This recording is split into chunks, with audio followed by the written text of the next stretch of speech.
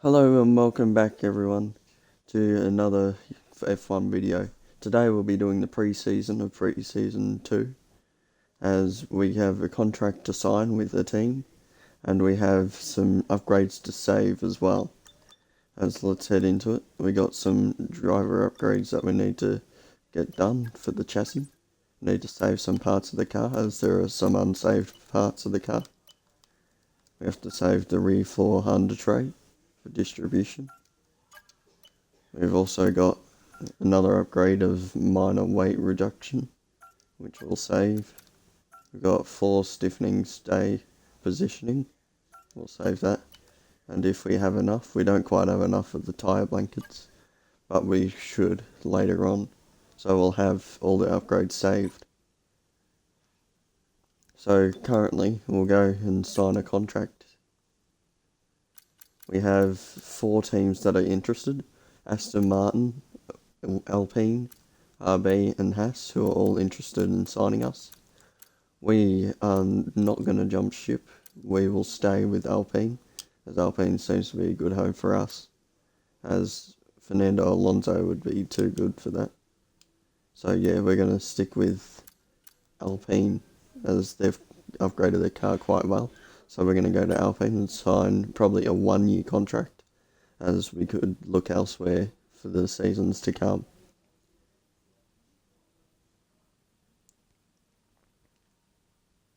With the rating though, we'll probably go at around about 80 or 81 for the rating, with a 1-season deal, because we might look elsewhere depending on how the team's going.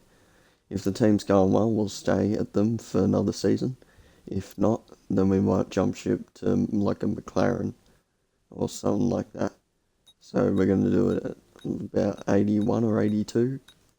We'll go with 81, or no, 82, with a 1-season deal with Alpine.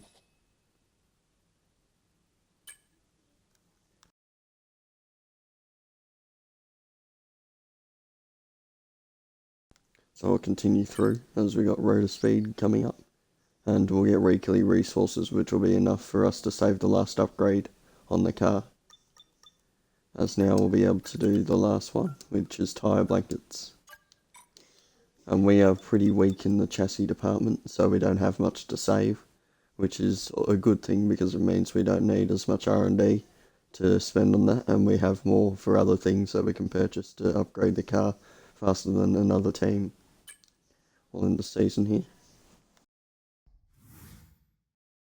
The recognition was 50-50 by the end of the season, so that they don't have a main driver, and we didn't own the team yet, but we probably will over the next season if we stay, which we have decided to.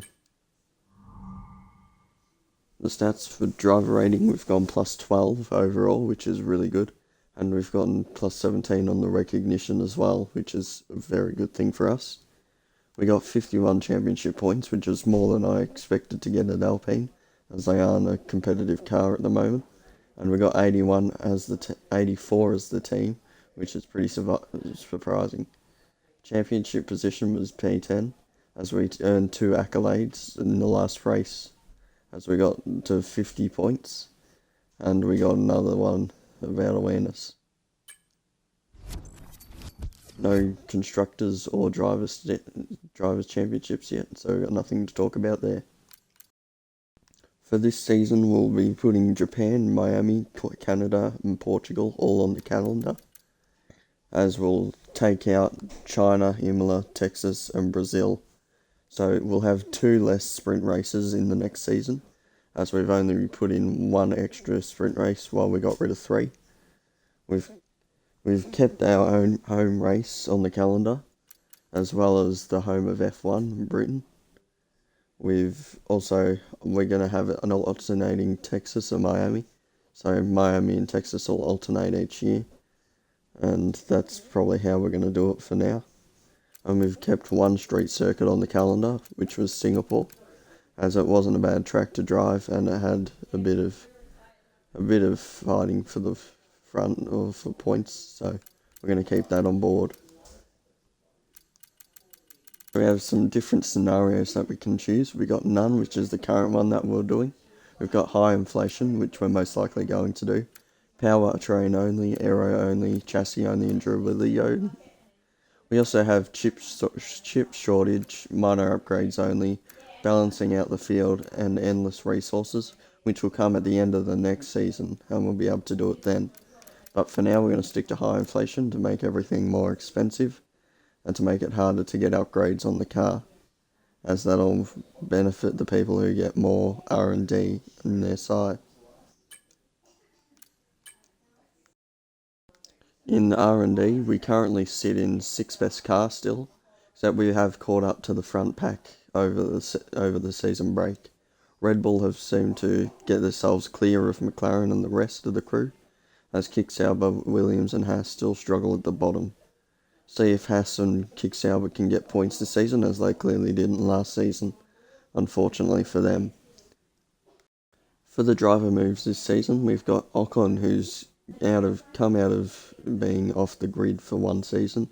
He's decided to go to Ferrari, and Ferrari have decided that Ocon's better than Sainz, so Sainz has now gotten dropped out of Ferrari. He's gone to Visa Cash App RB, as he wants to be a Red Bull driver now, by the looks of things, going back to the team he started at.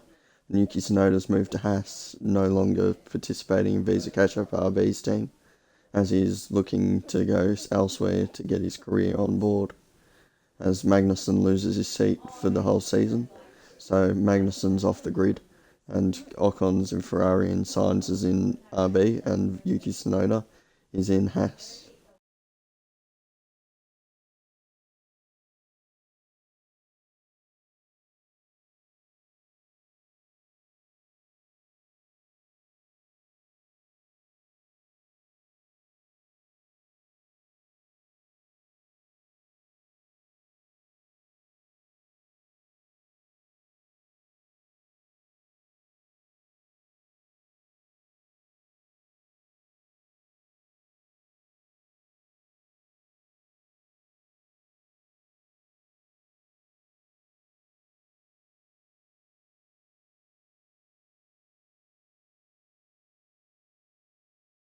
Now we'll do the specials for the next weekend. We've got either complete the weekend with no more than 3 collisions on other cars, or complete 5 laps using at least 2 different engine components during a race weekend. We're going to do complete the weekend without 3 collisions, as that's probably an easier target for me to do rather than using 2 different engine components during a race weekend. So yeah, we'll go with that. For Wind Tunnel Engineer, we've got either open the DRS slot for more than 60 seconds during a race weekend, or complete a lap with using at least 3 different car setups. We're going to do DRS slot for at least 60 seconds during a race weekend, as that'll probably be easier to complete. The Power Unit Consultant, either use overtake ERS mode for 35 seconds during a race weekend, or achieve a position of 11th or better in qualifying, including sprint qualifying. We don't have a sprint race, so that's nothing to worry, but we'll use ERS overtake for 35 seconds during a race weekend. We've got the Material Fabrication Planner, who's not here, so we don't have that to do. Same with Quality Assurance Tester, that's also got nothing. We've got the Strategy Analyst, who either earn 5 championship points during a race weekend, or perfect 1 practice program during a race weekend. We'll do 1 practice program, as we're still not in the top 5 cars, so 5 points is almost a little bit unrealistic. We've got our rivalries. We've still got a teammate rivalry against Gasly, and it's heated at the moment. And then the intensity of the championship rivalry, we need 24 more points to win, and it is at the level of career defining at the moment, so it is a big thing in terms of the game. We currently sit below our teammate with a 76 rating over his 86. His 86 is much better than ours, as we're a younger driver who's only been on the grid for a season, whereas he's been on the grid for about 6 seasons now. I think this would be his 7th. The accolades at the moment, we have 16 race starts out of 23 or 5, whatever that says. We have top 5 in qualifying, we're still yet to do that once. top 10 finishes. We've done that 10 times, so we got more to do there as we're in tier 2 for that. We've got podium finishes, which we're yet to get one, so we've still got 10 to go. We've got championship points, which is on 51 at the moment. We have 500 to get in total, which is far away from our completion. As we still need to be a top team to get even close to that, as we're currently the 6th best team on the grid, and by points last season, as we got 6th in the Constructors with 84 points. This is our stats over the season. We got 51 points, 0 race wins, 0 podium finishes, an average finish of 10th at the moment, and an average grid of 14th. We've driven almost 3,200 kilometres with 5 fastest laps, 590 laps driven, and we've only joined one team, so that's only that. We got 0 Drivers' Championships and Constructors' Championships, as our team's not competitive at the moment, and pole positions are still nil.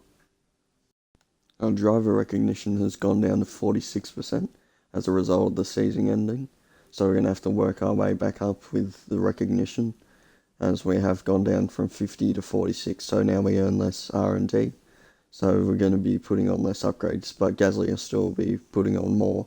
Hopefully he doesn't put it into durability, otherwise that would be a bit of a problem, as durability is probably the most useless part of this game, as the powertrain, chassis and aerodynamics are all much better for actually putting upgrades on. Anyways guys, thanks for watching. If you want to watch more racing content, be sure to be subscribed, like if you enjoyed the video, and be tuned for Season 2 Part 1 of my series that'll be coming out tomorrow. Thank you and goodbye.